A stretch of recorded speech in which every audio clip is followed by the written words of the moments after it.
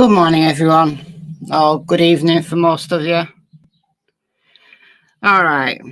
Here to dispel a bit of nonsense. Absolute, complete nonsense. People saying Happy Mother's Day. Well, Happy Mother's Day to you all. However, it's Mother's Day in March where I live. So there's that. Also, people talking about the Northern Lights. Well, I didn't see them last night, but lots of people in my village did. So I must have missed them. I did go out last night to see them, and I didn't see anything, but there was quite a bit of cloud cover. So this is what the sky is looking like right now. I took this photo out of my window. That's why you see those splodges, because my window's dirty. But it's light out, so that's what the sky looks like here. All right, I'm going to jump straight into this because I'm a bit mad. I'm very mad, although not surprised, completely not surprised. So before we start, let me just remind you who we're actually talking about. Why we're all here is because there is an Amber Alert out for Sebastian Rogers. He's been missing since February 26th. I've forgotten, I don't even know how many days that is, but it's like 70 days or something like that, more than 70 days. And Sebastian Rogers is 15, he's a white male, he's got brown hair and brown eyes, he's 5'5", he's just under 120 pounds, and he's missing from Stafford Court, Hendersonville, Sumner County, Tennessee. And if you have any genuine tips, please call the TBI at 1-800-TBI-FIND. And unlike some people who scroll their Cash App and their Venmo and their whatever else along the bottom of their streams, I don't do that. If you want to donate to me, feel free. Loads of links in the description box. But who we're actually here about is Sebastian Rogers. And if you've got any credible information, call the TBI, 1-800-TBI-FIND. All right.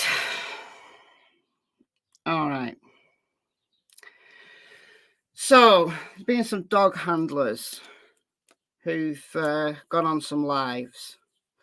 So, the dog handler, the fake dog handler that I'm talking about, is not the one called Julia, who's got the Belgian Malinois. Not her. So please don't get this confused. Not her. I'm talking about Steph with the 4 fake Bloodhounds. Now, I did a video yesterday morning about these dog handlers. Like I'd seen that there was this information coming out. Not many people watched that video, but people who did watch that video started commenting mainly on Tony Mathis, that Tony Mathis, the spokesman, had been on TikTok, and a number of creators have shared it. So Tony Mathis is not missing. We don't need to take out a search party to look for him. Tony Mathis is mad. Tony Mathis is supposedly someone who is, trying to get all sides together, blah, blah, blah. No, he's not, because the gloves are off. No, you didn't hear Cassie. She's asleep.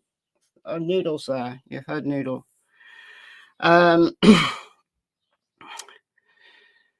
So Tony Mathis is now not trying to get everyone together. Tony Mathis is now mad as hell. All right. So the bulk of my comments were about that, and not much at all about the dog handlers. So these dog handlers had been on Jays for Justice. So again, not Julia with the Belgian Malinois. She's genuine. As far as I can tell, she's genuine. It's Steph with the 4 fake Bloodhounds. So Steph appears to be doing the rounds. Now, I haven't seen the most recent live streams that she's been on, but I have heard, I watched a little bit of Chasing's live. Chasing might actually still be live. But when I woke up this morning, she was live. So Tracy and True Crime. She used to be Chasing Truth. And she was talking about this woman, Steph, who'd been on Jays for Justice, apparently, again. And the pictures she was showing were somebody reverse image searched the pictures, and the pictures are like there on the internet, like not her dogs, allegedly.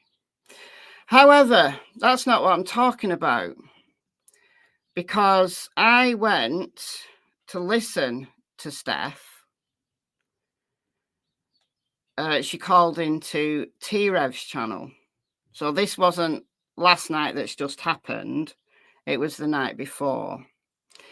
So what she'd claimed on Jays for Justice and what she'd continued to claim here on T-Rev's channel was that her 4 Bloodhounds got a scent from the curbside, and which went in a whole different direction than the dogs, the several dogs, you know, law enforcement dogs that had tracked Sebastian's scent from the house, from the front porch, down the side of the fence on the right-hand side. Kind of, well, it's the left-hand side of the house if you're on the porch, but right-hand side if you're looking at the house. Back again, then across a neighbour's backyard, up Kelling, onto the construction site. That's what several dogs did, okay? But this Steph is claiming that her dogs, her 4 dogs, that she spent $60,000 training them. Who spends $60,000 training their dogs? Right. If you have a dog that is you know, a search dog, why aren't you training that dog yourself? Why aren't you working with that dog yourself? Because if you give these dogs to a trainer and spend $60,000 on their training, well, where's your training? Anyhow, even that, I'm not going to question. All right. So this is what pissed me off. Now, I listened to this yesterday afternoon, and I didn't bother going live about it because I thought, oh, it can wait till tomorrow. It can wait till tomorrow. I'm not really that fussed about it. But then when I woke up this morning at like 4 a.m. and she's done the panel rounds again, and people are believing her, and and now people have found out that the pictures that she's showing as supposed proof are just pictures from the internet. It was then I got mad. All right, it was then I got mad.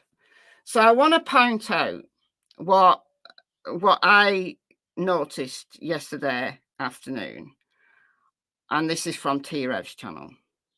So I'm going to play a few minutes of this.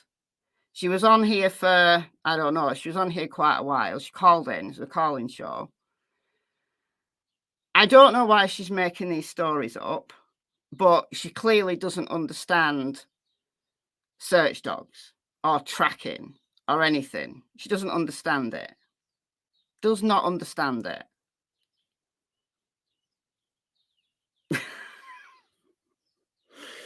Okay. And it's clear anyone who's buying into this, like listening to her and buying into it, when you actually listen to her, if you believe her, you don't understand. You don't understand the nature of scent. You don't understand what the dogs are doing, right? So why do you believe it? Why do you believe it when you don't bother to go and fact check for yourself? And why are creators not calling this woman out when she's giving information that is clearly bogus? You know, there has to be some accountability here to the creators. Now, look, these calling shows, I don't normally watch them. I just got directed to this one because this Steph was on it. Got directed to it. I don't normally watch the calling shows because all manner of nonsense rings in. And, you know, you can't blame the creator who's taking calls, who's just kind of listening to this BS. You can't really blame them in the moment because they're just taking a call. What I do object to is people perpetuating the nonsense. So if somebody calls in, you know, you can't blame the creator in the moment for what is being said, but then surely it's down to the creator and the people watching to go and fact check what that person is saying. There has to be some accountability somewhere along the line.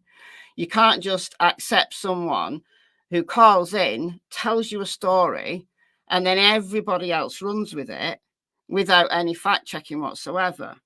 So I'm glad that people have gone and fact checked this woman and the pictures that she showed, the pictures of her husband and the pictures of these dogs. But where's the accountability for the actual information that she's giving out? I doubted her from the beginning, I did. Now, my question was, in the video that I made yesterday morning, my question was, when did she actually go? When did she go? Because I'd heard that she went a month ago.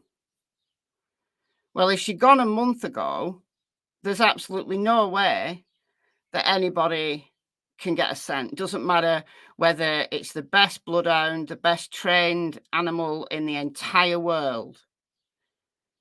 There's no way on this world that a dog will get a live scent after all that time, because we're almost 3 months. We're 2.5 months in. All right. Thank you, Purple AJ, for once again gifting 10 memberships. You are so kind. You are too kind, in fact. So who's got them? Donna, One Eye Floor, Grammy B, A1 Way Street, Amy, Cassie, Mountain Monmore, Star 108, Akira, and someone else. Let's chat jump then. Mama Shell Bell. So welcome you all. Welcome you all. You get a month's free membership courtesy of Purple AJ, who is so kind. Encyclopedia of True Crime and the Unknown. I'm not taking my dogs. None of them are cadaver dogs. It's been too long. Exactly. I'm getting there, Jelly Bean. Don't worry. Michelle is 100% sure Nicola Bully just fell into 2 feet of water and drowned. Well, one, it wasn't 2 feet. And yes, I do. So if you're coming in here talking crap about Nicola Bully, then respectfully leave. Respectfully leave. Michelle, is there a time limit for dogs to track a deceased person? What? How can you track a deceased person? Think about what you just said. How can you track a deceased person? Because a deceased person doesn't walk unless there's some kind of zombie. So think about that for a moment. All right. So, as I keep saying, I'm going to slow this chat down a little minute. Hold on. Because I don't think I've got any mods in. Hold on a minute. Bear with me.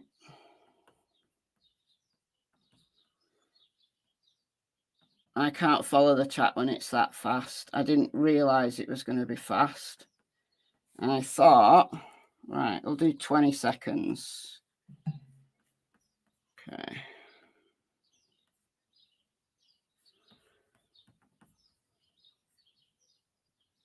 All right, let's do it.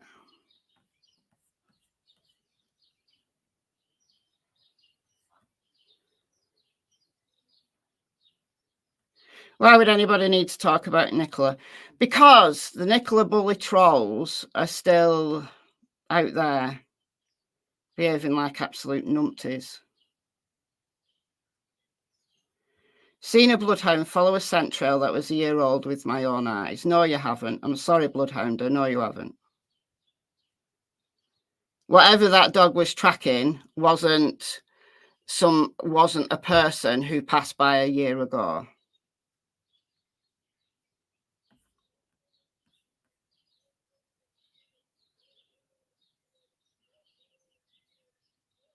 Unless somehow that scent got trapped and had nowhere to go. If that scent got trapped somewhere and wasn't exposed to the elements, then yeah.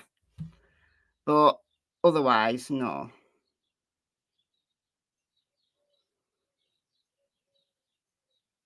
She literally pulled pics off the internet and claimed it was her husband and dogs. Apparently so, but that's not what I'm here about.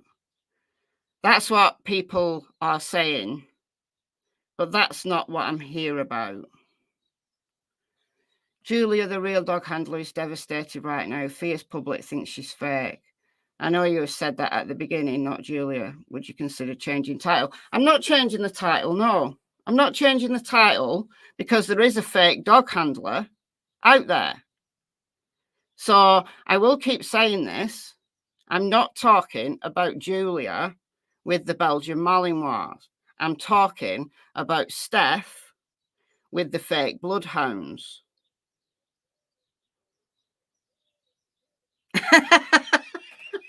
Kyle, please can I get a free membership for being woken up by this live stream? Sorry, Kyle, from next door. Is she fake? Yes. Steph with the fake bloodhounds is fake. Gifted memberships are random. Stephanie, it's my son. Kyle loves my son. He's next door. He's in the next room and he's been woken up by this live stream. All right, can we not be negative towards creators, please? What I'm saying...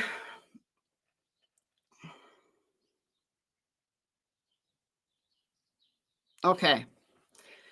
All right. What I'm saying is clear. Let me start from the top.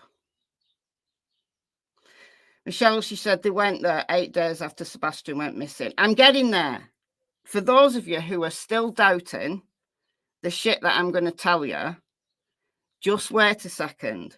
Let me get there. All right, I'm not looking at the chat or else it'll distract me.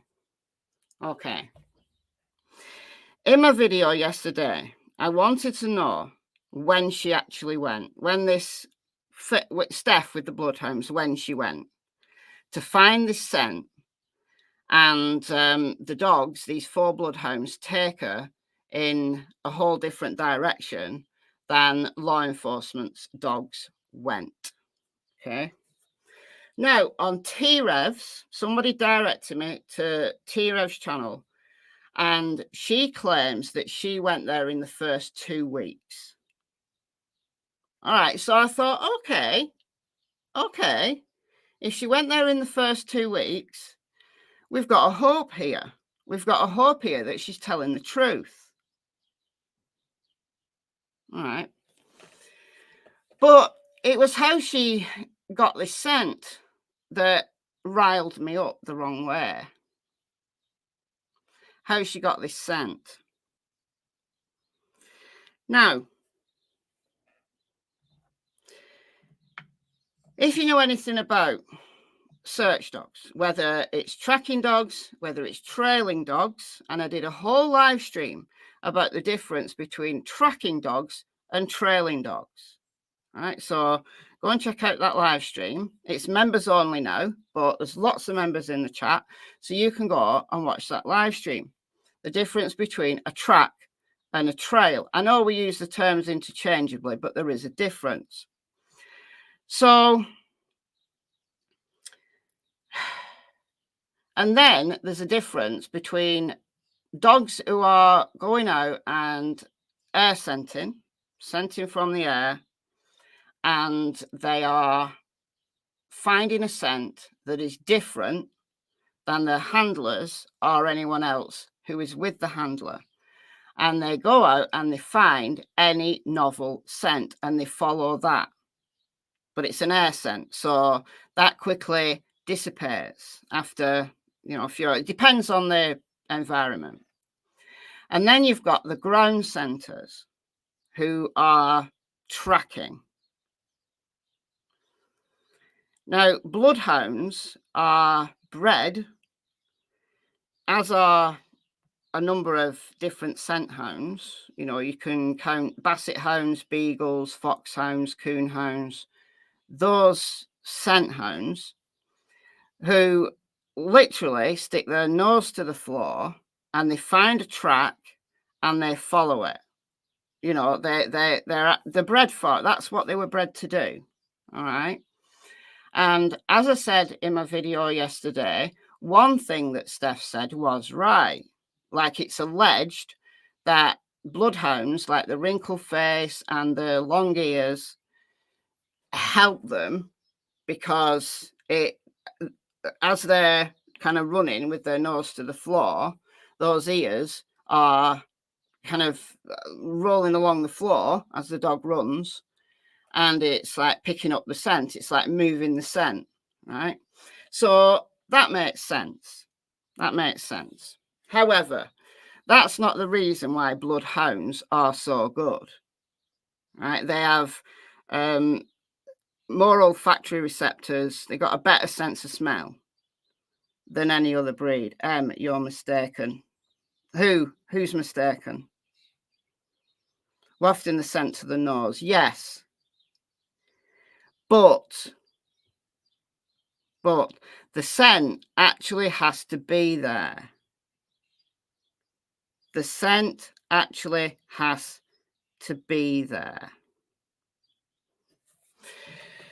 Now, okay, if you've watched my channel for any length of time, you will know that I talk about search dogs regularly. When it's the case that, search dogs have been involved, I talk a lot about the search dogs. And the difference between an air scent and a ground scent. Also, the difference between a scent specific dog and one that is just finding any novel human scent. Okay? All right. In the air, right, as we run, as we walk, we're all giving off scent particles. We're all giving off a scent that, I don't know. You might not be able to smell it, but a dog can.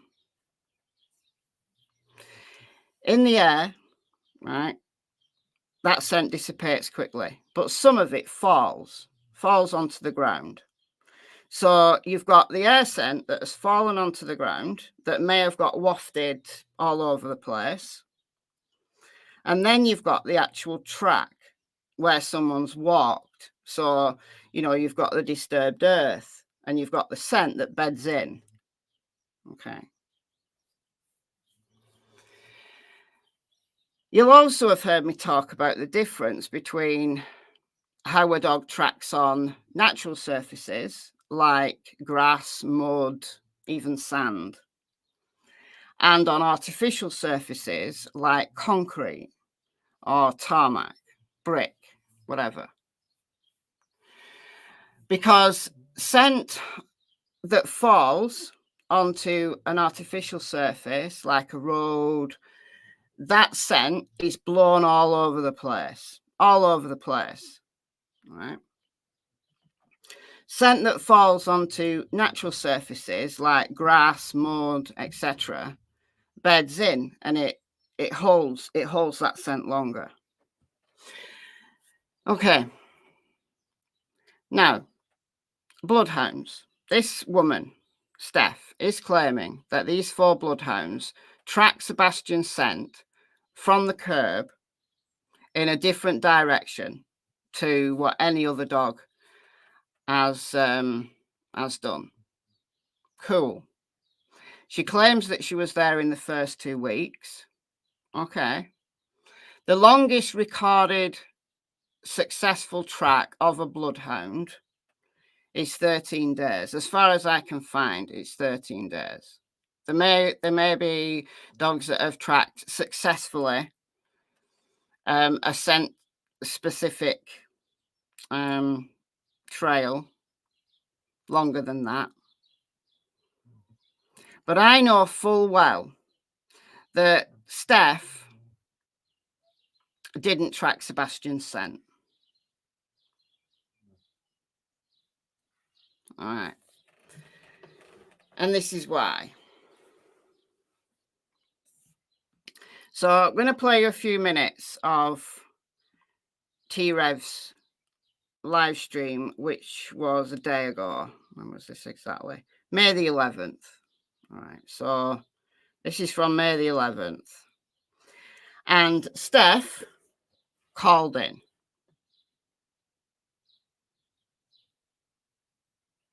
No, yeah, that was nonsense. A bloodhound can't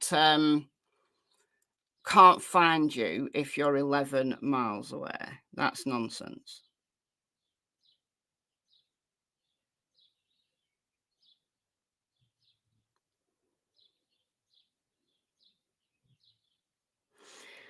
Do you think it's possible the retention pond was waded through to lose or cover scent? Of course, seems like they just pick it up on the other side. A dog can scent in water. But yeah, I mean, it's a change of a surface, so it could confuse a dog.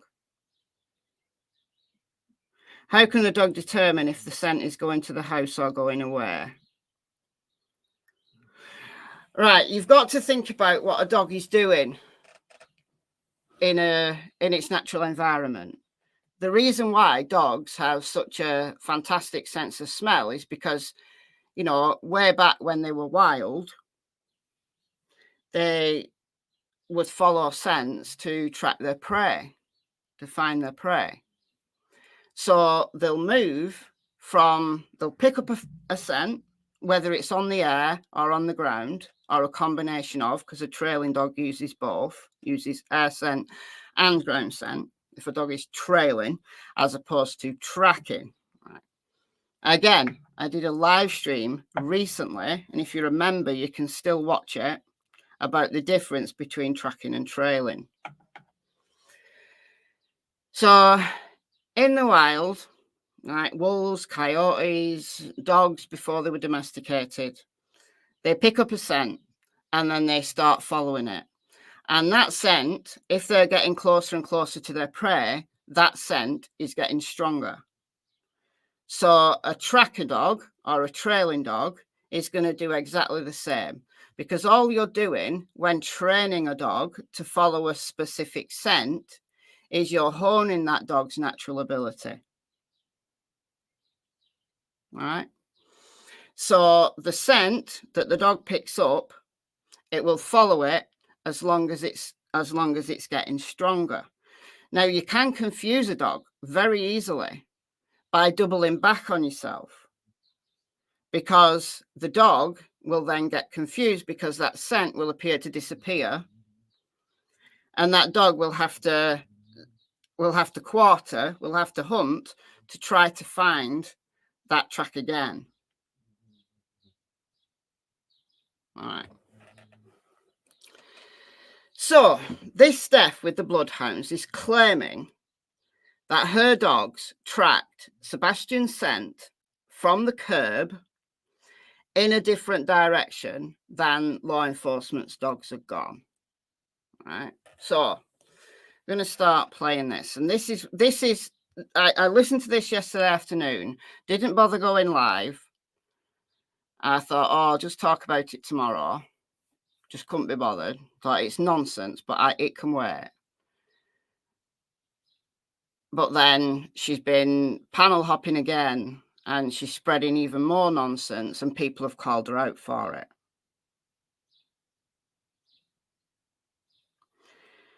She went on another stream, 12 a.m. our time. What a balls up that was. The streamer then posted about folks saying how fake she was and using other folks' phones.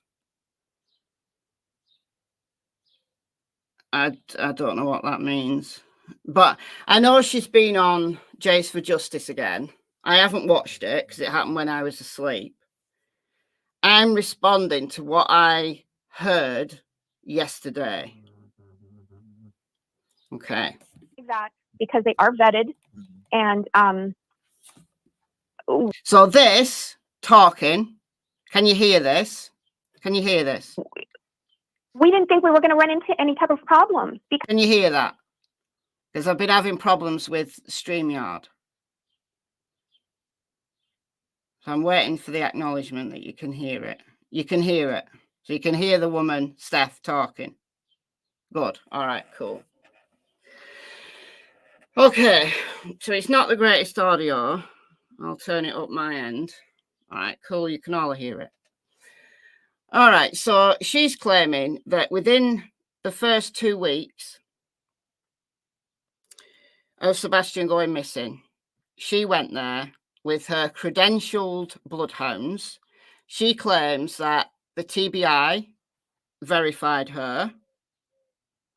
So as she's shown that information from the TBI, as she's shown, you know, an email or something from someone at the TBI to say, yes, we give you permission. They don't need to give permission. This is the thing. They don't need to give permission. Anybody can just turn up anywhere. As long as it's public land, they can turn up anywhere and run their dog. Just like, you know, you could go and knock on a landowner's door and say, can I search your land? And that person will either say yes or no. All right. So she didn't even need permission from the TBI to do this. However, let's give her credit. If she did have contact with the TBI, then okay, cool. Show that evidence. But the thing that I thought, no, hell no, isn't the pictures that she's given, which have been proven to be just random pictures from the internet, isn't the fact that she said the TBI approved her with no evidence. It's the fact that she absolutely does not understand what she's saying. Right. That's where we are. Again, this is T-Rev. I've put this link in the description box, and I'm going to put it here in the chat right now. So we're going to play a few minutes of this, and we're going to respond to it. Because we have the documentation. I had everything in my wallet. My husband had everything. We were cleared. Mm-hmm. But then, like I said, when we were put into jeopardy, you know, our dogs, we're like, no, you know, these dogs also need to help other families, and we cannot take the risk of having something happen to them. And there's a lot of other things that these bloodhounds can do, which again, I said, you know, we've gone through this for many, many, many years, and there's a lot of little intricacies that the bloodhounds can do to find people that others do not know about. And it's not that it's anybody else's fault. It's just that, you know, it's their craft. It's what they do. It's what we know. I wouldn't know if we weren't doing this. My thing is this.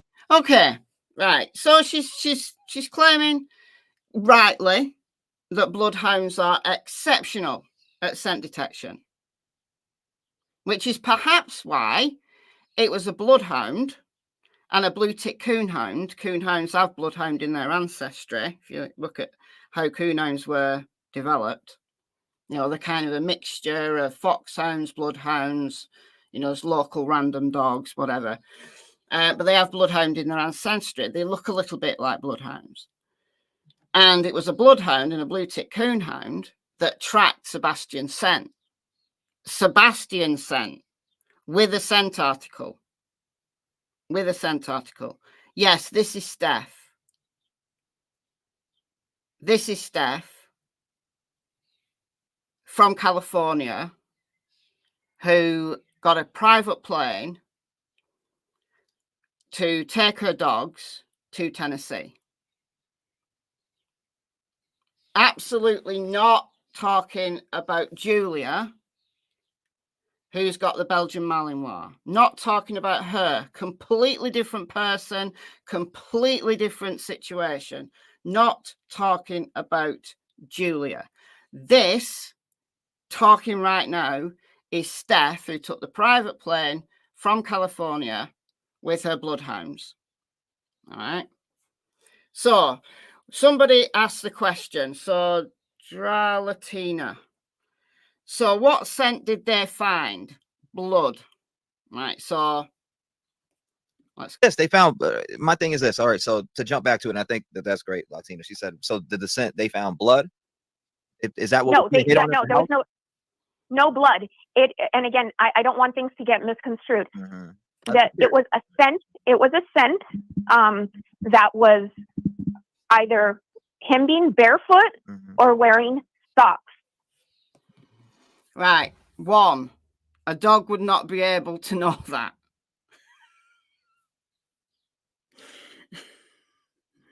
A dog wouldn't know that. A dog's not going to tell you, oh, this scent that I'm following is somebody who's barefooted or is wearing socks. A scent is a scent is a scent to a dog. All right, cool. Those are the only two different things that picked up his scent. Okay, so I'm glad you brought that up. So it'd be barefoot or wearing socks. Correct. And again, remember when I said that the dogs, their ears, they touch the ground. So they sweep up the smell of whatever it is that they pick up on. And cool. They sweep up the scent, they twirl the scent around. But that scent has to be there in the first place. And also, that scent, if she's claiming she tracked Sebastian, she's got to be sure that any scent that dog picks up is Sebastian's scent. Exactly. Thank you, Canadian Raven. I'm a canine handler. A dog cannot tell you if the scent he picked up was socks or barefoot. It's nuts. A scent is a scent is a scent. So a breed like a bloodhound who primarily, you know, they just want to run with their nose to the ground. They're looking for ground scent. That scent that they're tracking may have come from that person walking, disturbing the earth, or it could come, or a combination of, could come from that scent that has come off that person as they're walking or running and has fallen to the ground. Right? But if your dog is tracking a scent, if your dog is tracking a specific scent, she's claiming it's Sebastian's scent, then she has to be sure that that dog is actually tracking the scent that she thinks it is. Now, how do they do that? All right. How do they do that? Well, if a dog is out there doing a job and is needed to track a specific scent, that dog has to have been trained to ignore everything else in its environment and just track that one scent. So that's the training for scent-specific search dogs. That's the training. You're honing their natural abilities into, I give this dog a scent, and that dog finds that scent and follows that track or that trail. Cool.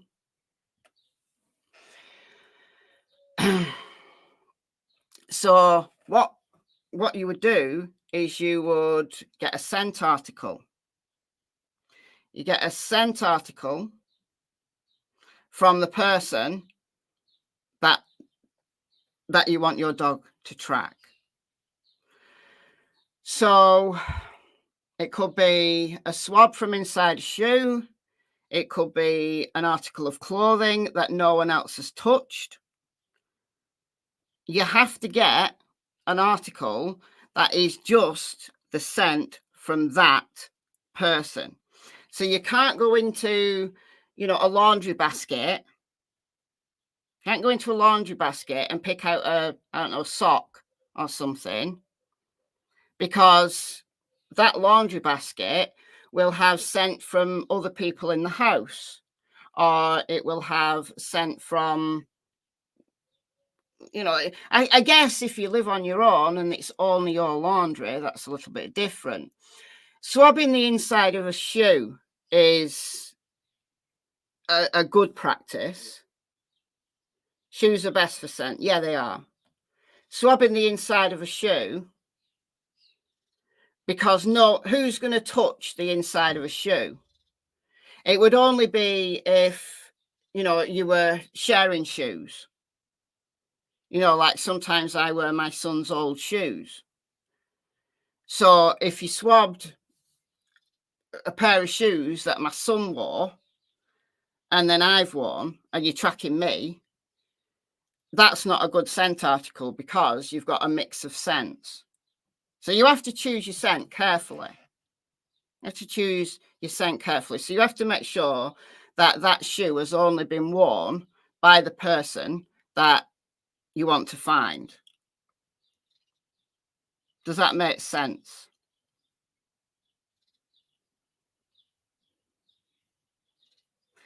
Not swabbing, the best practice is bagging one and scenting from the other of a matching pair. Only the person wore. Yeah, well, some people swab, some people. However you want to do it, whatever works best for your dog and your practice. The point I'm making, yeah, not secondhand shoes, no, because a secondhand shoe will have a mixed scent. So you don't get the scent just from that person. You've got an amalgamation of scent, which makes a different scent. All right. Okay. All right. So she's claiming, again, this is not Julia with the Belgian Malinois. This is Steph from California, who claims that she chartered a private plane within 2 weeks of Sebastian going missing. She took her 4 bloodhounds on this private plane, turned up at Stafford Court to the curbside, right? And she started her dogs allegedly tracking from the curbside. So my question now, as I was listening to this, I'm kind of going through my thought process as I was listening to this, was, well, how did she know that any scent that she found that her dogs tracked were Sebastian's scent?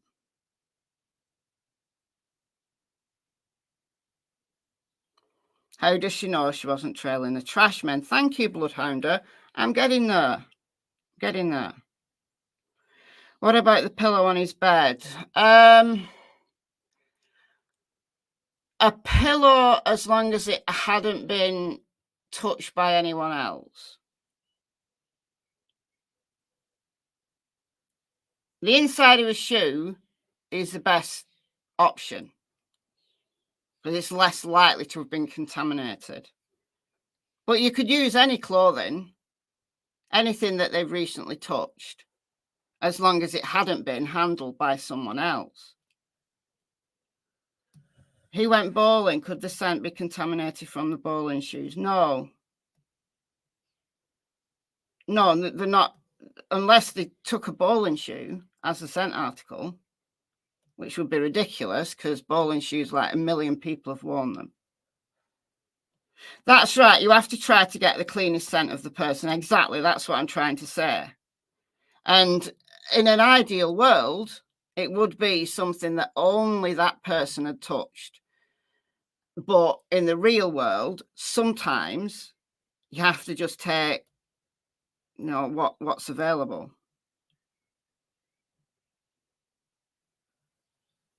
All right. So she's claiming that her dog's tracked from the curbside. Sebastian took out the trash. So the dogs were able to pick up the scent. People always feel that it needs to be a piece of clothing or anything like that, which we did have. I cannot say how.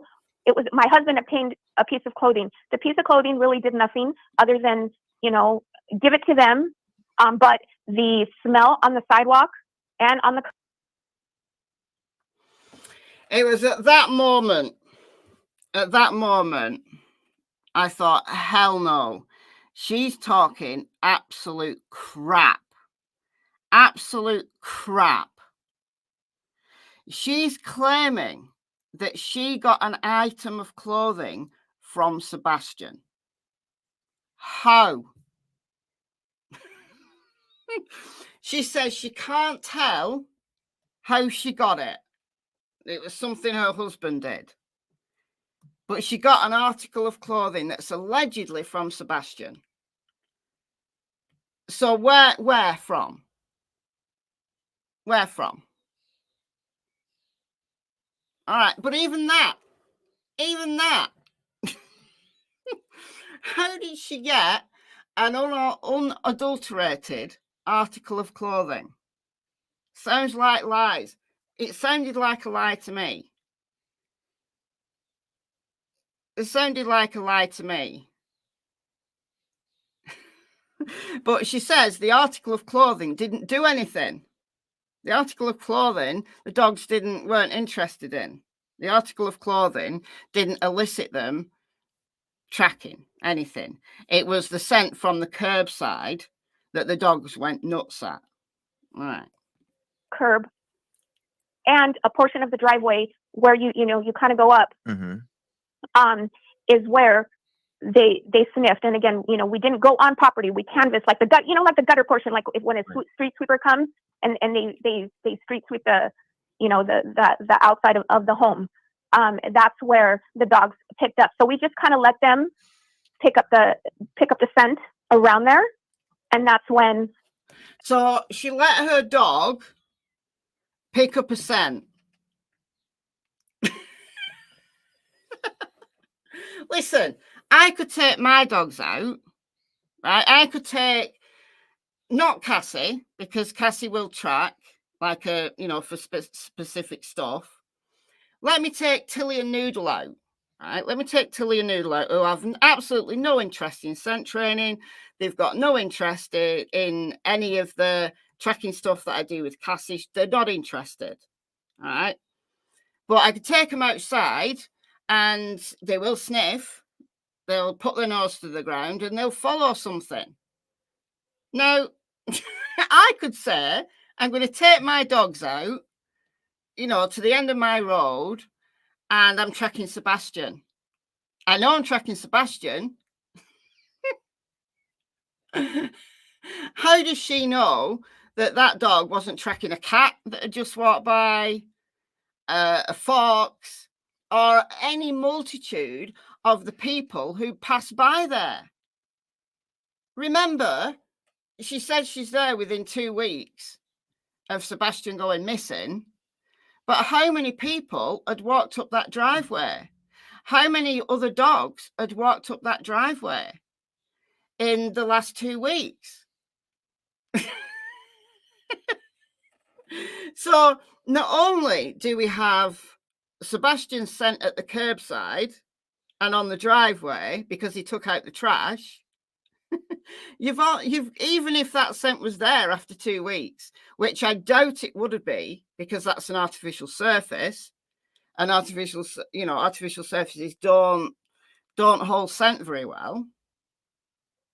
Yeah, tracking the postman. Yeah, could be the mailman, could be any one of the law enforcement officers who went up the driveway, to talk to Katie and Chris. Could be the search dogs that went round the house. It could be any random person. It could be Katie and Chris. Anybody who went up that driveway or stood on that curbside over the last 2 weeks or however many days it was. But it certainly wouldn't be Sebastian's. By just letting the dog find a scent themselves, it wouldn't be Sebastian's. That would have been written over time and time and time again by the time she got there. That scent from Sebastian taking out the trash would have dissipated long ago and has been mixed up with the multitude of other scents that have passed by. That. Oh, so I was sat outside. I was sat outside in the sun on my little sun lounger, listening to this, and I was laughing. At this point, I was laughing out loud. If anybody heard me, I was cackling. I was cackling. I tell you, I was cackling. Ridiculous. We should have gotten certified. Too old to run a dog anymore. Yeah, I mean, I could get Cassie trained up. Like, she's a natural. I could get Cassie trained up, like, to do man trailing and stuff. But I don't have the health to be able to do it. I have ME. So when I take Cassie out, like doing training, like I do it in my own time. So Cassie can do, I'm training to find forms at the moment. I think that's quite useful. Finding forms. Like some dogs, they find like SIM cards and SD cards and stuff. Well, I'm training Cassie to find forms. Can she get charged with giving false information? No, not just ringing into a creator, no. If she went to law enforcement and told them a big story, she could, potentially, depending on the laws local there. She didn't even know what dual purpose meant. No, she and I'm going to play just a little bit more of this. What's ME? Myalgia, encephalomyelitis, chronic fatigue syndrome. The green lights went on. Well, actually, it went on with 2. So then my husband held on to the 2, and then I held on to the other 2, and they hit immediately. And I'm 105 pounds. My husband weighs like 3 times more than I do. Mm-hmm. So, and whoever it is says, whoever wants to say whatever they want to say in chat, they can say whatever it is. I'm here for a common goal like you.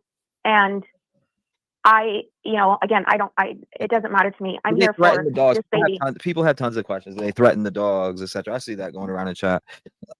I don't know. She said they did threaten the dogs. They did threaten the dogs, and that's why we left, because we need these dogs to do what they're here to do, and that is find missing children, not just children, but other people in general, adults. Yeah. I was an ER nurse for 24 years. Mm-hmm.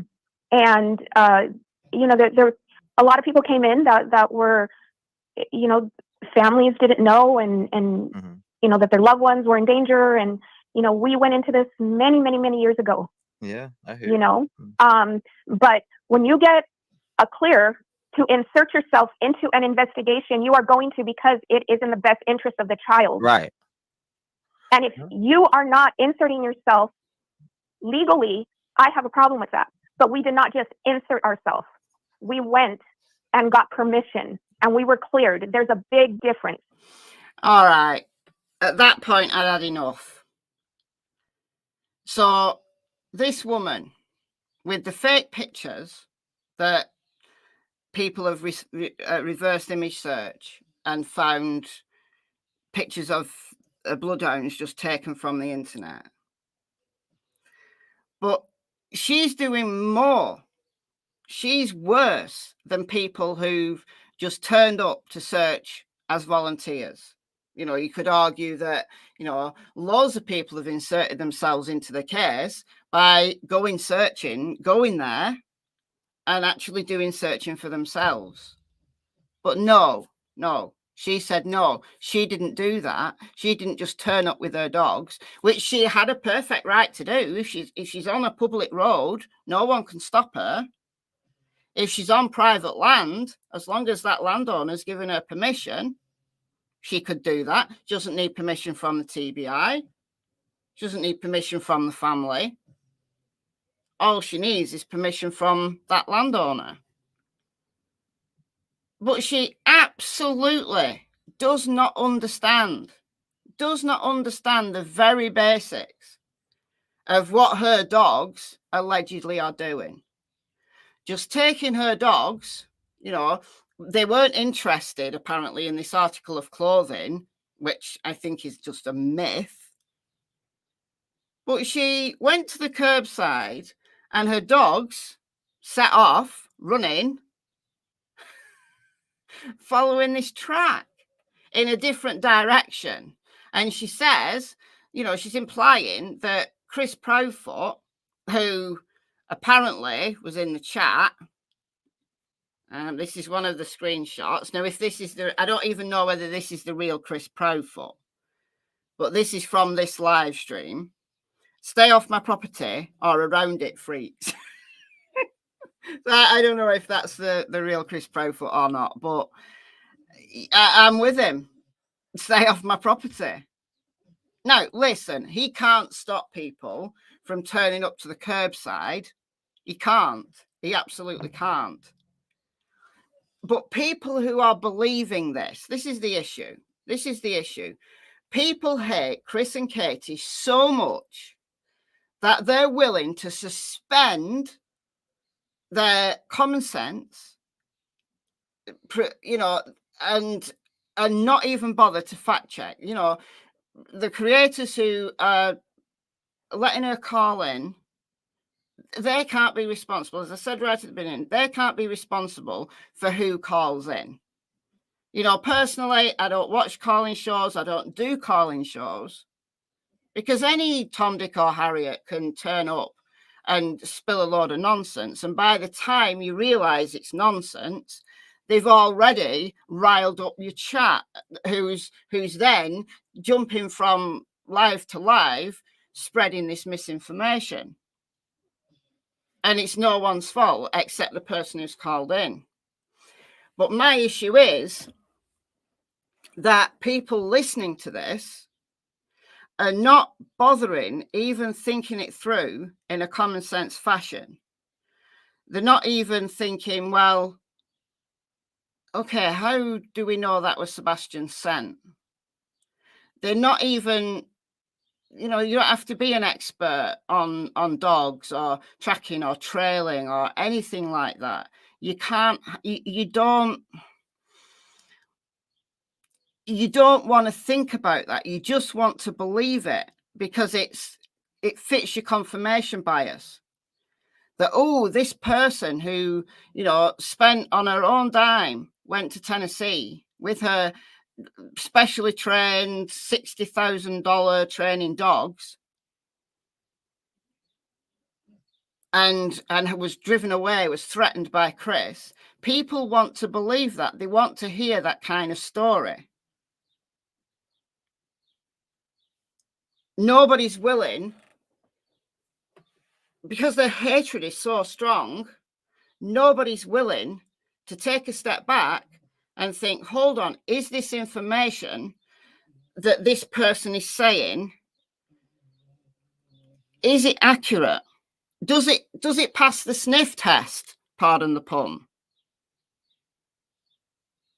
Does it sound like it's reliable, accurate information? Dogs' names are tequila, vodka, brandy, and whiskey. Well, I've known a dog called Brandy, and I've known a dog called Whiskey, actually.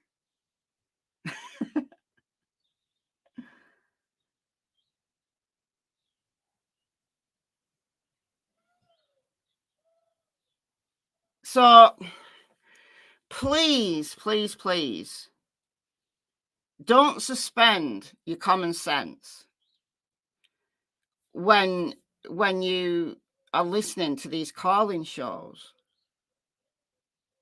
You know, just think, does that sound right? Or am I believing this blindly because it fits my confirmation bias? One way that you can address your own bias is by questioning, is just by taking a step back and questioning what you're listening to. Just, I don't know. This case is just, it's just gone so beyond a joke now. So beyond a joke that people, the Kylie Rodney case got like this.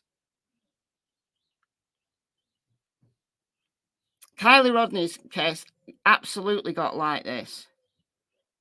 I think this case is now worse than the Summer Wells case, and that's saying something.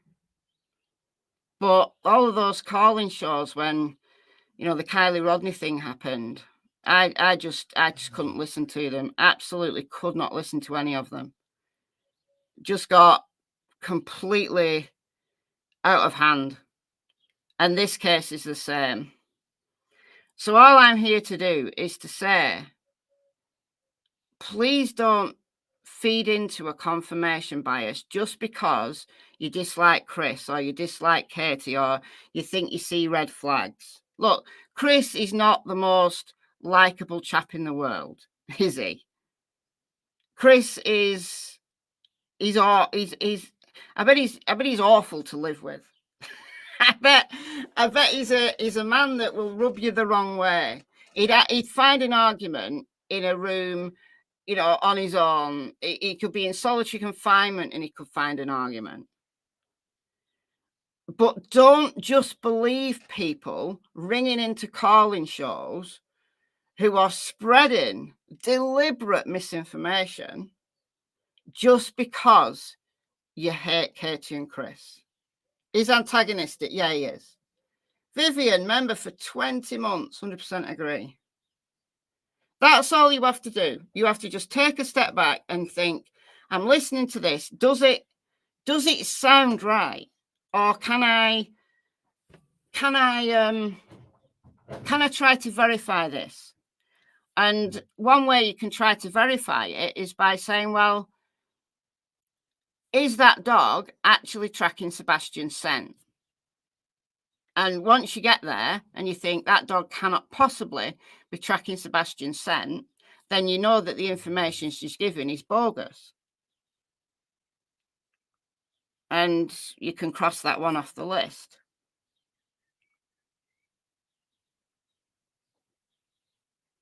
She got attention with all the crying. I mean, that was ridiculous in itself. Like, if she was professional, she wouldn't be crying on a live stream.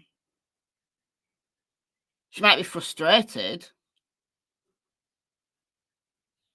But I listened to her, you know, I gave her the benefit of the doubt at first and said in my video yesterday, I said, you know, when did she go?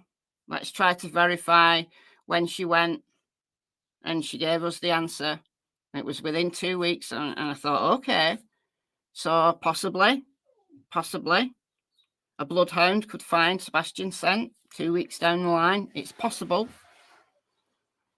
But then when she said she just let the dogs find their own track, And just because it was on the curbside or just because it was on the end of the driveway, she knew that was Sebastian sent.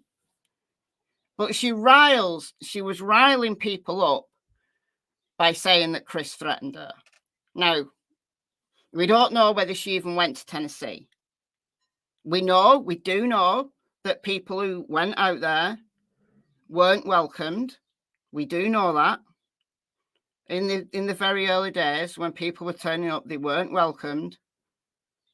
There were threats that were made, allegedly, to various people. But we don't know whether this woman was threatened or whether she's just made that up because she's been following the case and she heard that some people were threatened. Did no one pull her up on it? I don't think so. No. Thank you, Carol, for the £5. That's very kind of you.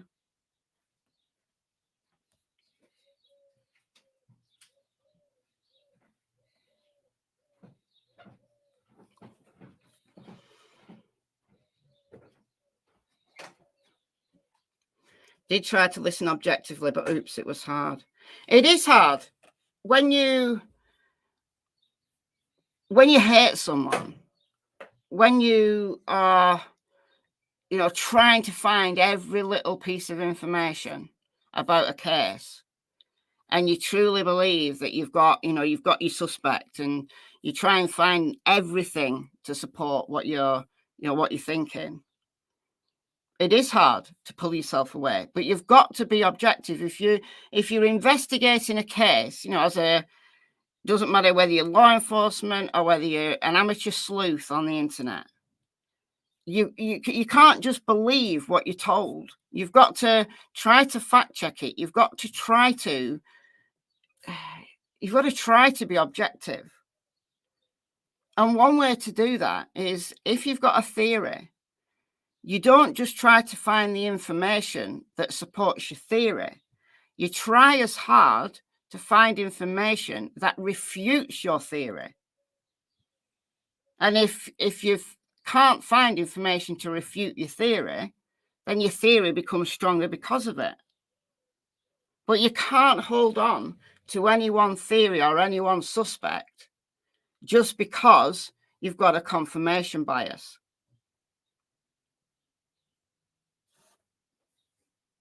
You can't. You absolutely can't. And this woman is fake. She's fake. Whether she actually went to Tennessee or not, whether she actually has bloodhounds or not. And it appears other people have found those images that she's given as her dogs on the internet. Just pictures from the internet.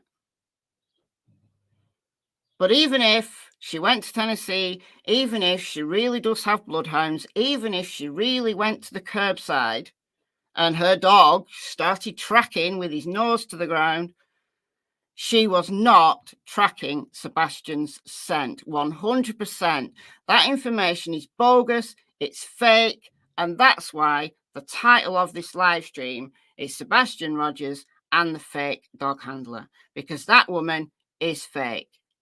I'll put her name in the title. So that we know that it's not Julia. Hold on, I'll do it right now or else I'll forget. 1 second. And the Fake Dog Handler, Steph with the Bloodhounds. Steph with the Bloodhounds. Okay. All right. Hopefully that will be clearer. Thank you, Deborah, for the $9.99. Happy Mother's Day. It's not Mother's Day here. Mother's Day was in March here, but thank you so much. Thank you. So, Steph, if you listen to this and you think I've wronged you, then I don't know what to tell you.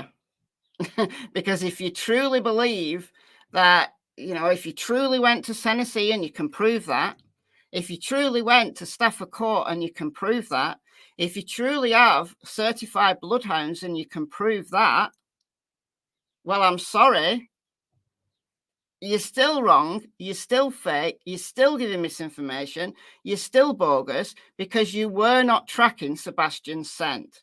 100% you were not tracking Sebastian's scent. So no, let's disregard anything she said about a track that went the opposite way than the other dogs went, and Chris was mad because of that. Let's ignore that. That's bogus misinformation. All the more reasons for the Proudfoots to trust no one. Absolutely. Absolutely. Whatever Chris is, however antagonistic Chris is, however much pain in the ass he is, however difficult he is, he's right. He's right not to trust any of these idiots on the internet. I don't even know why he comes on the internet. He's turning into Don Wells. Don Wells fell into this trap. Don Wells fell into the trap of, being antagonistic and giving people loads of great content because he was drunk, because he was arguing with everybody.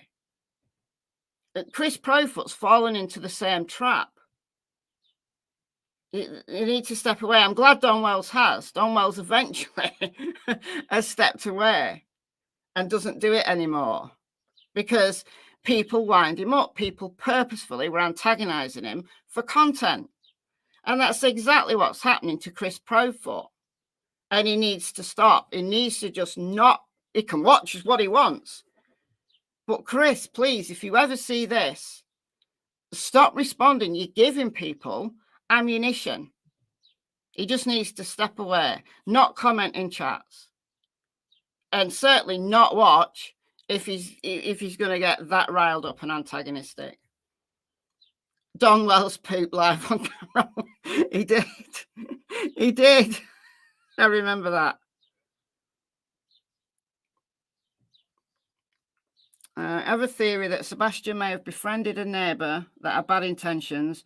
Maybe that's why Mum thinks he left barefoot with his flashlight. He could have met someone. He could have met someone in the local area with bad intentions. Absolutely could have done. I still think Sebastian walked off, Lord lost. I do too. I think he walked away of his own volition. For what reason? We could say maybe he was upset, maybe because and Katie arguing, maybe he didn't want to go to online school, maybe he was upset about something, that kids get upset about, anything.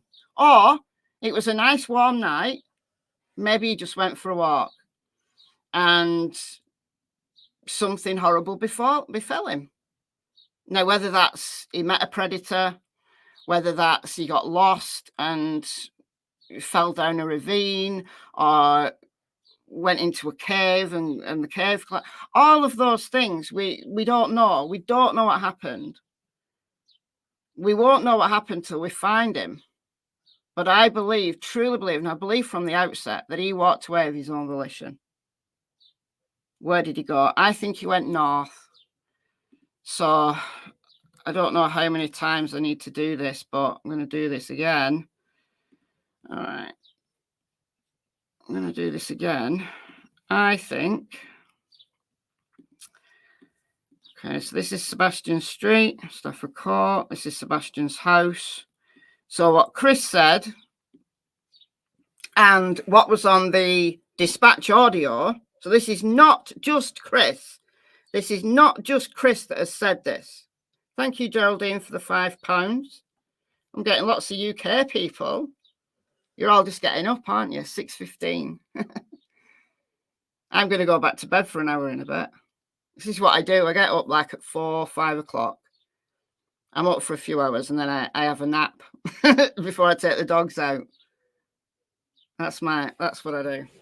All right. So Max, the German Shepherd, tracked all around towards beach at the construction site and jumped into the retention pond. The retention pond's about here. Right? So we know that. We heard that from the dispatch audio. We heard that in law enforcement's own words. Then we heard Chris told both Gray Hughes and Trey from North Divers, "Are you from Bolton?" I used to work in Bolton. So you go to Bolton every day on the train. Little Monkey's birthday, June 20. Yeah, Michael Vaughan's been missing nearly 3 years. She's like someone else. She's been missing nearly 3 years.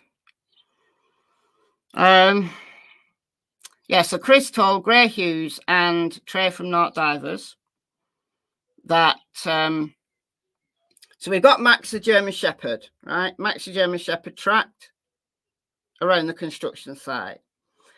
Then Chris said a bloodhound and a blue tick coonhound, and then there was another dog, I think a day or two later, that also tracked the same track. Scent specific, they were given a scent article. So we know that those dogs, more likely than not, are tracking Sebastian's scent. So Chris said that they started on the front porch. They went left as you turn out of the front porch, down the side, it's this one, down the side fence. Thank you, Bloodhounder for the $10. That's very, very kind of you. I want to say at least I found my people, even if we don't agree. Well, we don't have to agree. Nobody has to agree. But you've got to be respectful about it. So thank you so much for the $10. 26 degrees Fahrenheit is not my kind of nice warm night. Have you fact checked that, Colorado Mountain Mama?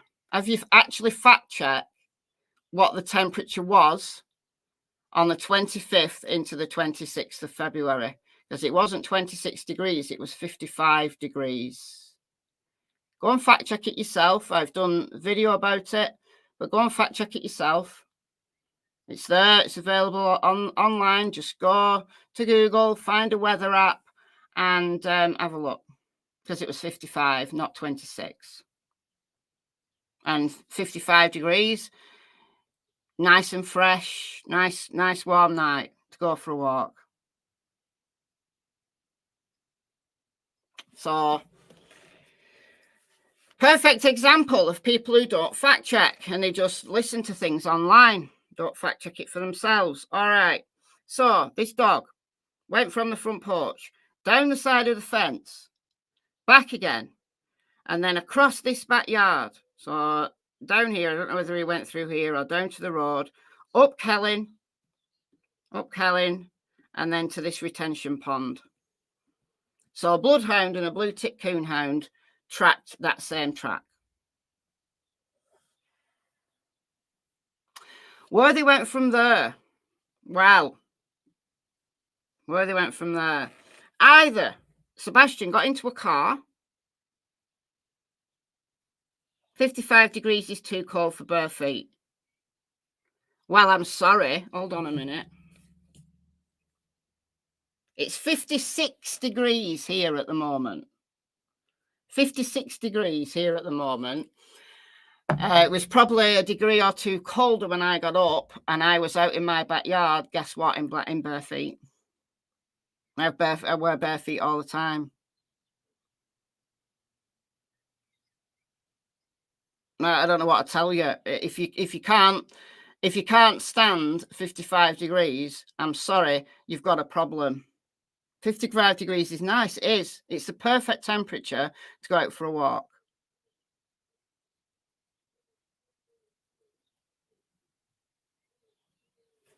I don't know what to tell you.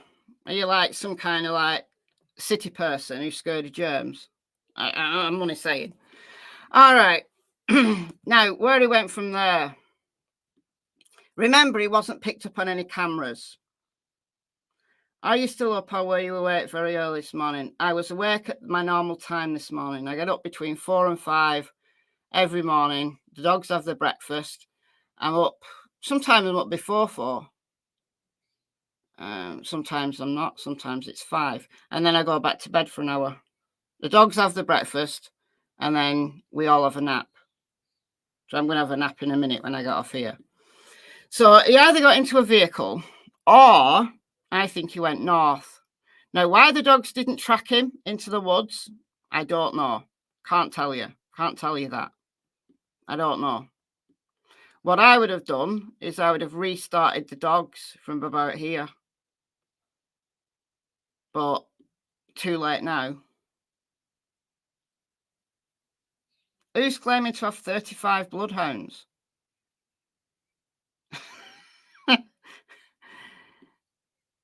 $35 bloodhounds. Cool. All right. I think he went north. Because let's remember, he wasn't caught on any cameras. Now, I've done a video about cameras and the reasons why I believe he wasn't caught on cameras going down Kelling. Right, I took the dispatch audio and I crossed off all the houses that have cameras. But I also measured the driveways. So go and watch that video because I fact-checked the cameras. But once it became daylight, if he'd gone this way and walked down the road, someone would have seen him. Someone would have seen him. Is it possible he went into these woods? Yes, I guess. I guess it is. But as he was at the construction site, I personally think he went north.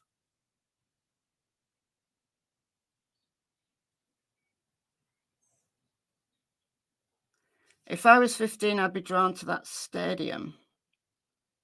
What stadium? What, at the school? This stadium? That's Sebastian's school. That's Sebastian's school. That's why Katie drove to the school and back. Just to check that he hadn't gone to school.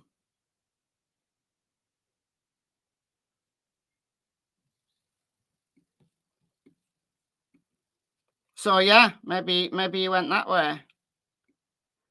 But I personally think that this area is the area that needs to be checked with a fine-tooth comb.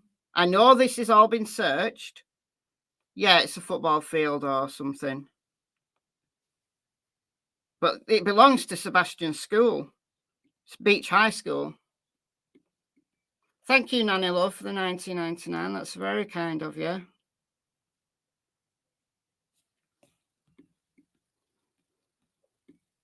That's the most obvious place for him to have gone. So that area into here, and then if absolutely 100% this can be cleared, then I'd stretch out further. Up here, here, here, and then even look in here. I mean, it's perfectly possible that he's come down here and crossed the road and gone into these woods. Perfectly possible. But I'd check here first. I think he's closer to home than we think. If he's deceased, I think he's closer to home than we think. Very easy to miss someone in the, the early days of a search. That's why areas like woods have to be searched again and again and again, because it's so easy to miss someone. Do we know what type of equipment was at this construction area? Yeah, he does like machinery. And this area is still construction. So I think he would be drawn to this area. There's a picture of Sebastian like in a little bulldozer.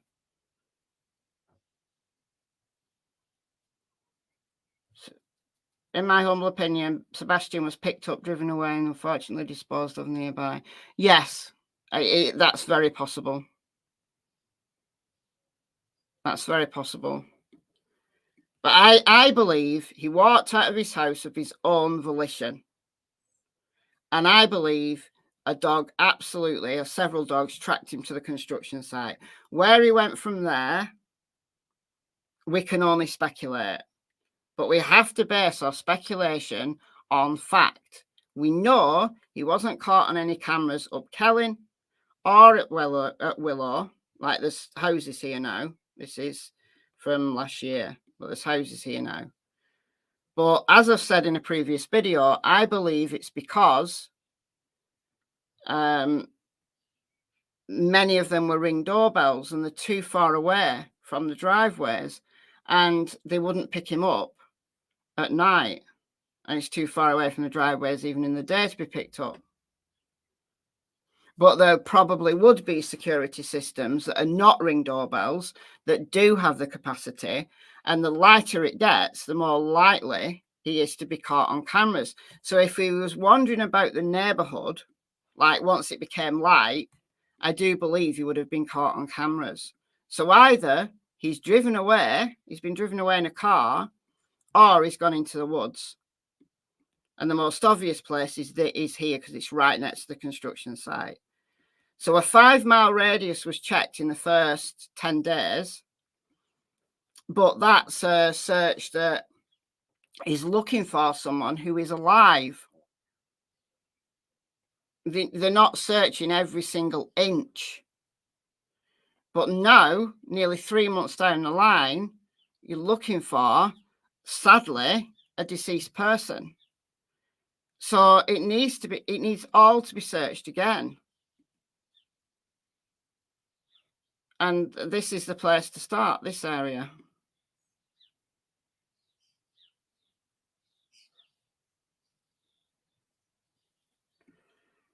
I like your theory, but if he had a good sense of direction, if he didn't follow main roads, would he know direction? Would he need to know direction if he was just going for a walk in the woods? Maybe he didn't know direction and maybe he got lost. Maybe that's why he got lost. Because once you're in a wooded area, you can very quickly get turned around. I do a search to the west as his dad lives to the west. Yeah, I don't think personally he was going to his dad's.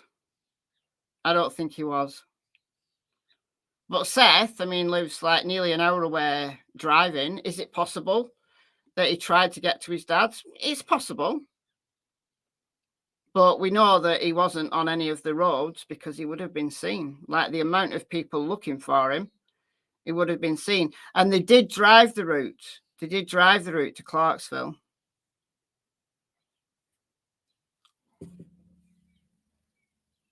Think you will go somewhere familiar? Yeah.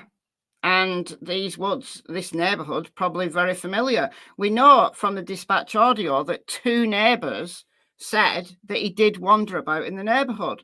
Maybe this night, whatever reason, he was attracted to the woodland and he got lost.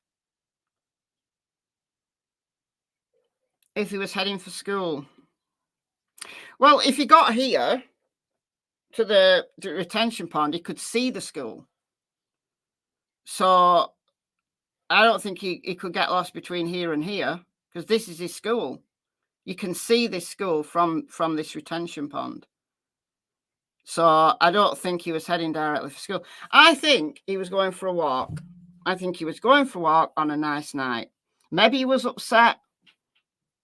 We could all speculate on whether he was upset and that's why he left, to clear his head. We could speculate on whether he left permanently. He meant to run away.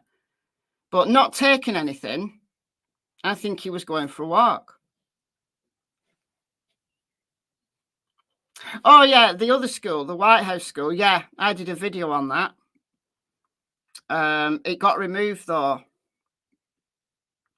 The video got removed. But for those who saw it, it was on the dispatch audio that he has ties to White House High School. Now, White House is here. It's about 8 miles, I think. He's got ties to White House High School. So is it possible that he was trying to walk to this school? And I think it's very possible. So that's another reason why potentially he could have gone north. and got lost. I did a whole video on it, which got removed for absolutely no reason. And they rejected my appeal as well. Did they say wandered at night? Didn't specify. But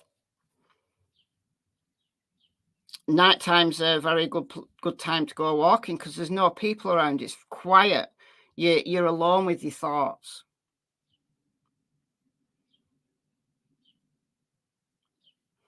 He had times when he was home alone, so we don't know what he would get up to. Absolutely. 100%. You're absolutely right. He could have been wandering about every night or every time he was left home alone. He could have had friends that people don't know about. He could have been talking to people who his parents don't know about because he was 15. It doesn't matter whether he's, autistic, whether he's got 6q27 chromosomal deletion syndrome. He's still a 15-year-old young man who needs the. It's not wrong for him to want to be independent and to want to go out on his own. There's nothing wrong about that. Unfortunately, somehow, some way, he's got into trouble and he's not been able to come home.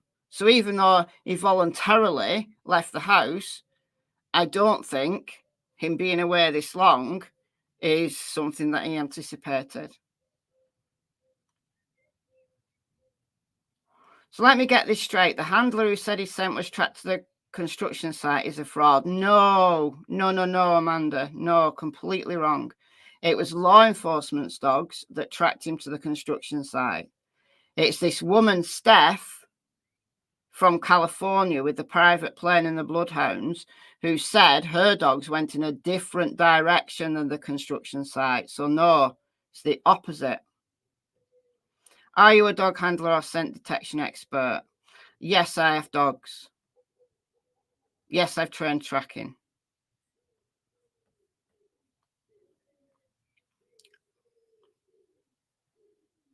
What is your expertise in this area? Just told you.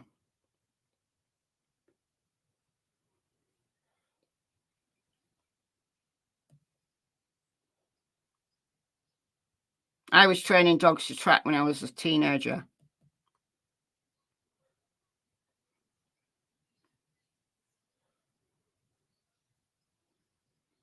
So there's that. What's your expertise? What's your expertise? Where are you? Amy, what's your expertise?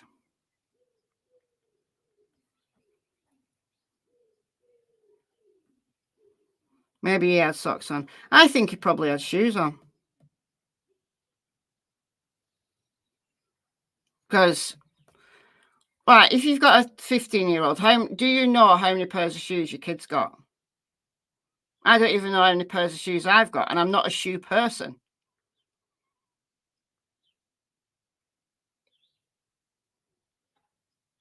Exactly, Mama. You don't need to be an expert to see this lady was full of it. Absolutely. Totally.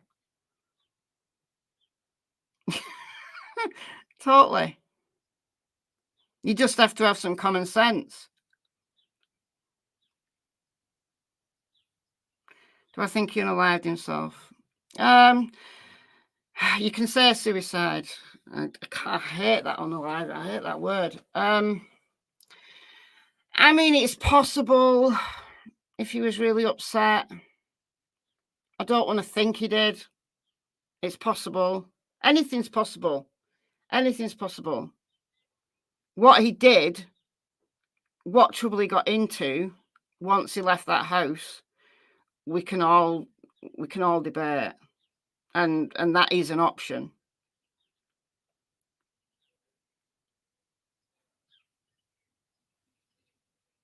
Common sense is not that common anymore.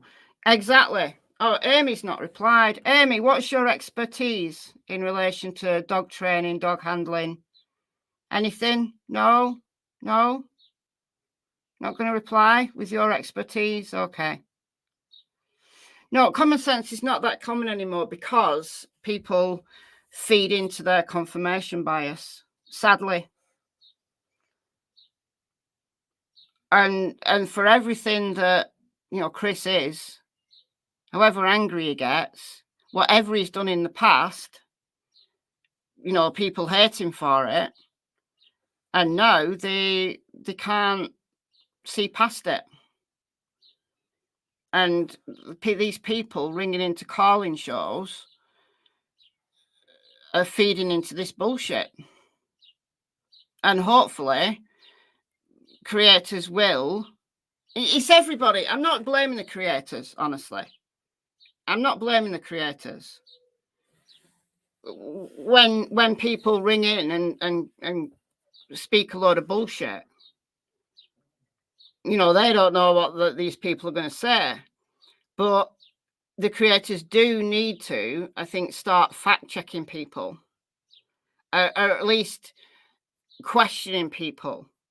And then those of you in the chat who are just believing it because you want to believe it, you need to be accountable. You need to fact check. You need to start calling these people out, as some people have done. Some people have done. When, after she was on Jays for Justice, some people have, you know, reverse image searched the Bloodhounds pictures that she showed, and they found out that these are just random pictures on the internet.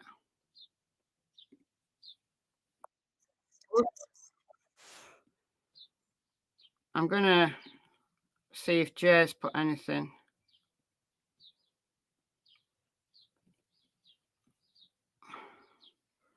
So after her live stream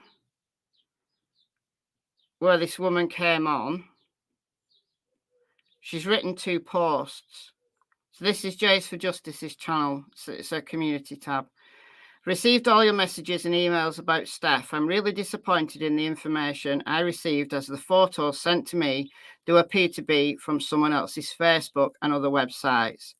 I don't know why people do these things, but it's very concerning. Jules and I appreciate your support in tonight's live. Moving on, have a happy Mother's Day. So it appears that after the live stream, the last live stream, Jay has received emails. She has taken on board that the pictures of the Bloodhounds she was sent appear to have been just lifted from other sources. This is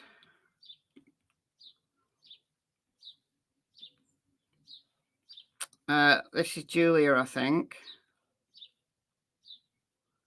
So it's not Julia. Once again, the fake dog handler is not Julia with the Belgian Malinois. It's Steph from California with the Bloodhounds, with the fake Bloodhounds. So she's put, I have good reason to believe that the Bowerfoots,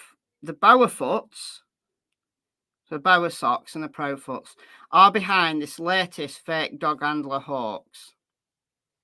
So I don't know whether that's true. I don't know whether Chris has put someone up to a fake story. I don't know. I have no idea. It sounds a bit far-fetched, but anything's possible. They wanted to lump Julia into this, but guess what? They can't, because Julia is legit and has receipts to prove it. We stand by Julia, Gator, and Ara. So Gator and Ara are 2 other dogs. We are confident that they'll do their best to find Sebastian Rogers. Nice to try, Chris. All right. So Jay is blaming Chris for the latest nonsense. I've no reason to believe that it's Chris. So it's, in my opinion, it's just as likely to be just a faker who wanted her 15 minutes of fame. So it's down to everybody, whether you're a creator or whether you're a listener, to start discerning and start listening to your common sense and not just feed into your own confirmation bias. So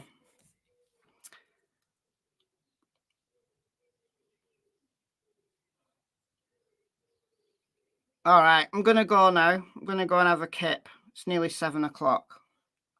Time for an hour's sleep.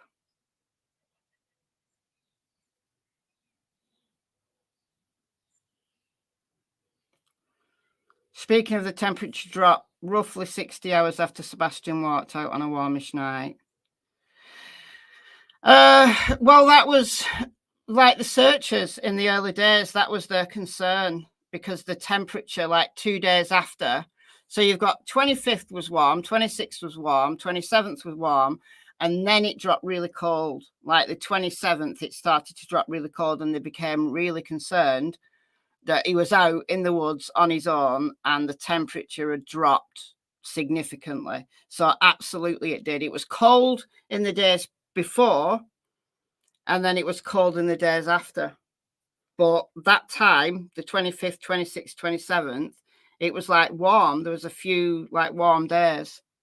Like it was, I think it was like up to 70 in the daytime. And then the minimum temperature of the 25th into the 26th was 55. You have no reason to believe it's Chris, despite him going on shows disguising himself. Really, that's not far-fetched. Oh, yeah, he did that, yeah. He did that. He's his own worst enemy. Look, he's his own worst enemy. What can I say? You know, my advice to him is just stay off the internet. But going in there, talking, you know, pretending to be someone else, no, it's not helping. It's not helping whatsoever. But is Chris behind this latest fake dog handler? Who knows? It's just as likely it's just someone wanting 15 minutes of fame. Chris could be behind it. I'm not saying he is.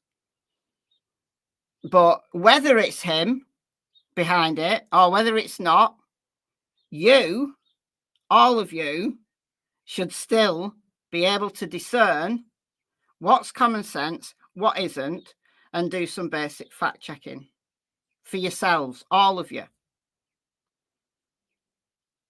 People can fake being Chris. Absolutely. Of course they can. But when it's actually Chris talking, like he's rung into a few calling shows with a fake voice. He's done that. I've heard it from myself. He has actually done that.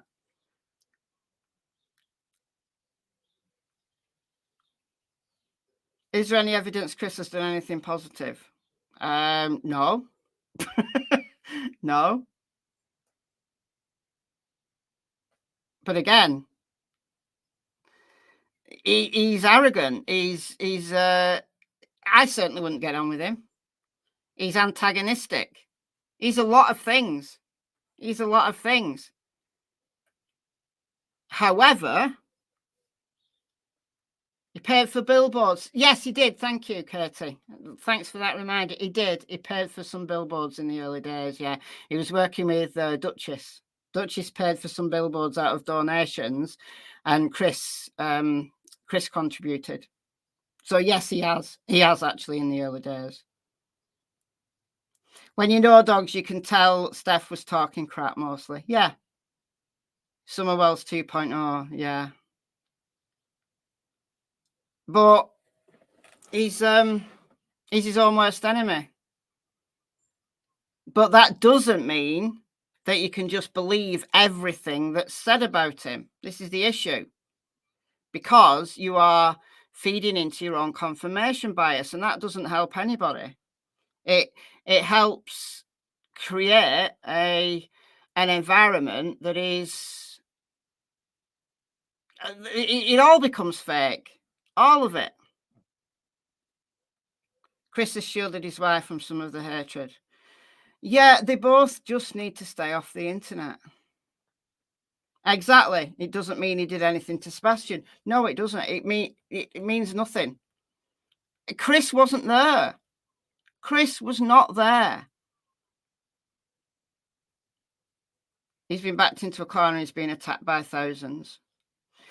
Yeah, thank you, Lady Dog Lover, aka Jean, for the £5. That's very kind of you. Very kind. He's got a solid alibi. Yeah, he has. I mean, passing a polygraph, they're about 80% accurate polygraphs. got videos on polygraphs if anybody wants to go and look them up.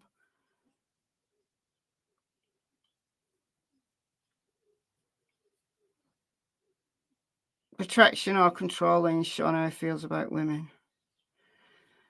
Yeah, I think he's angry. I think he's an angry man. As I said in my video yesterday, you know, Katie has this choice in men, like Seth and Chris. They're both angry. They're both controlling in different ways, in very different ways. But she's picked these two angry men. But that doesn't mean that either of them, Chris or Seth, did anything to Sebastian. They've both got alibis. She did pass the poly, yeah. They've all passed polys. But that doesn't mean anything to me, really. Like if they'd failed, it wouldn't have mean that they did anything to Sebastian, because there's various reasons why you can fail a polygraph. Oh, buy the dogs a pack of treats. I definitely will.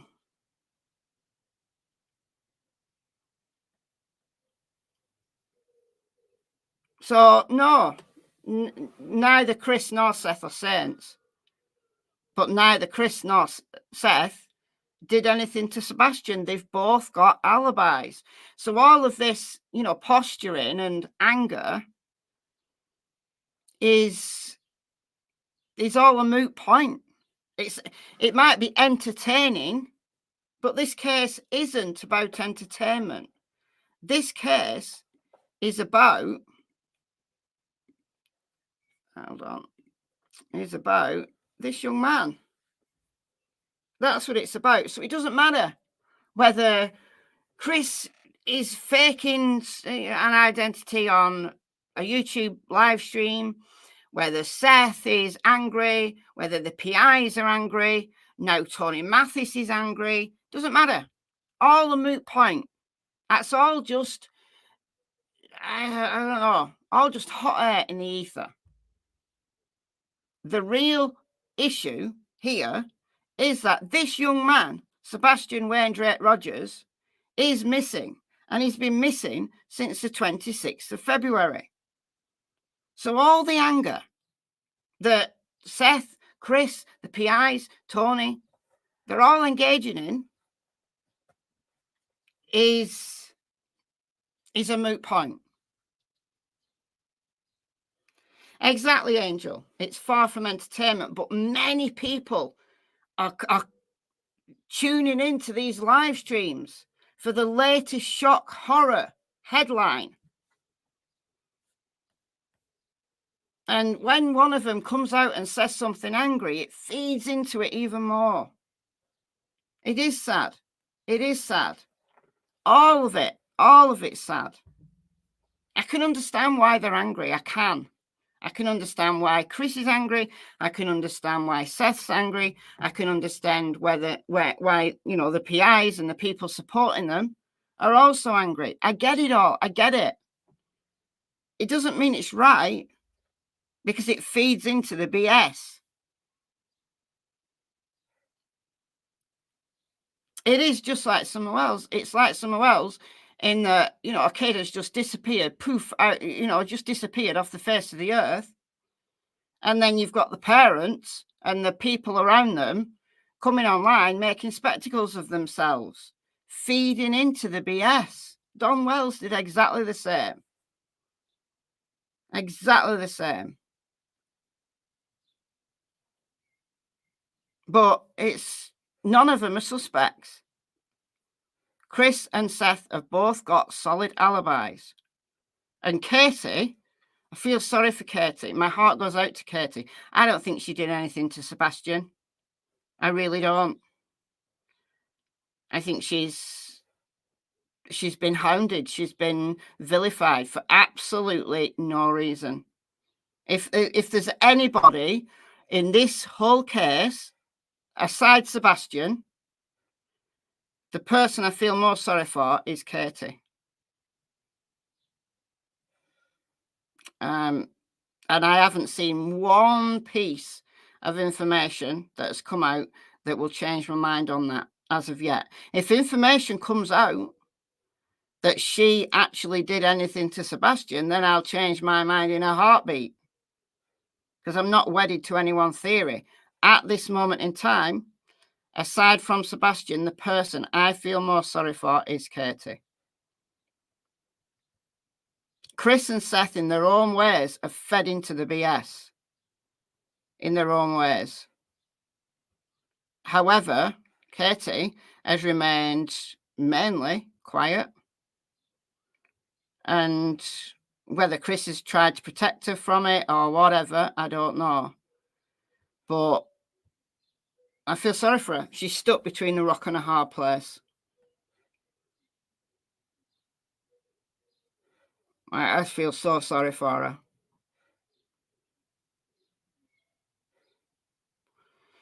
No, I don't think he had carbon monoxide poisoning. No, I really don't think so. He could have just got out the garage. Just get out the garage. Faith Open Charity, thank you for the $4.99. That's very kind of you. Thank you for trying to present facts. Can't imagine Katie. I know, it's so sad. It's so sad. He didn't sleep in the garage. He didn't. He didn't sleep in the garage.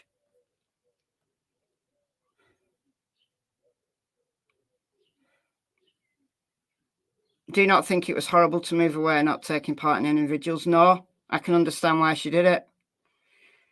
I certainly wouldn't go to the vigils because all it would do is people would be snapping pictures and taking videos, and my presence would just be someone else's content. So no. Moving away, she was being threatened. There was people turning up. She probably felt scared. So I don't blame her for going with Chris. Personally, I wouldn't have moved. Personally, I wouldn't. But I certainly wouldn't go to any vigils because I would just be someone else's content and I wouldn't have that. I'd probably end up in jail because I'd probably punch someone or shoot someone. I'd be that mad. But that's just me. Yeah, they flagged because they were being attacked. They did. I mean, Chris went to work. Chris went to work. But Katie has been back. She has been back to the house.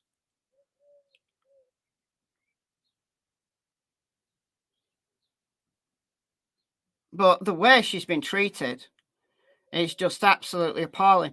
And I hope once Sebastian is found and we get more answers, I hope people who vilified her and criminalised her will apologise, will be big enough to apologise. She would have been targeted, absolutely. People just trying to take pictures, taking videos, trying to get her to respond to them. Come on, no. No. Who would do that? Who would want that? I mean, you don't know. Law enforcement might have told them to do that.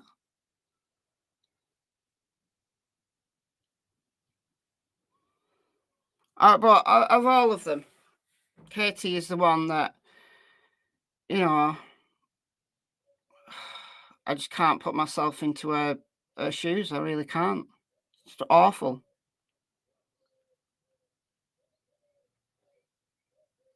How do we know she hasn't searched? How do we know she hasn't searched? Just because she's not joined in the organised searches doesn't mean to say that she hasn't searched. But also, again, I've made videos about this. How do we know that she hasn't searched? Because that's law enforcement's advice. They don't want parents searching. They tell parents not to search. Now, if they choose to search, that's on them. Law enforcement can't stop them, but they don't advise parents to search for two reasons. One, they might find their child deceased and be absolutely traumatized by it And 2, they might find their child, be absolutely traumatized by it, pick that child up and trample over a potential crime scene. They don't want parents searching. They can't stop them, but they don't want them searching. They don't want them out there.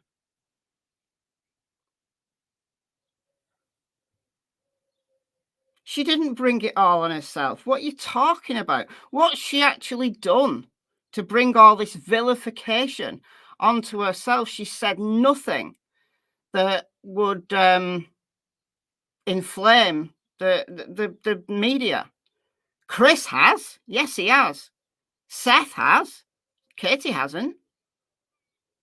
Katie hasn't at all. She's been very, very professional, if you will. She just looks broken. She looks absolutely broken. And everything that people are putting on her, some of it is just made up. And some of it is true, but it's not relevant to Sebastian's disappearance.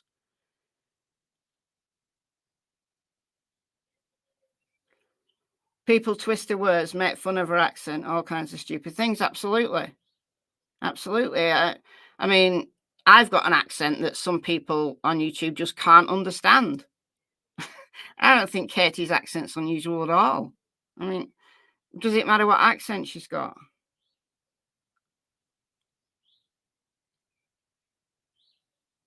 Cartman lies over and over. All right, whatever. You're entitled to your opinion. That's all I'm saying. All right, I'm going to go now.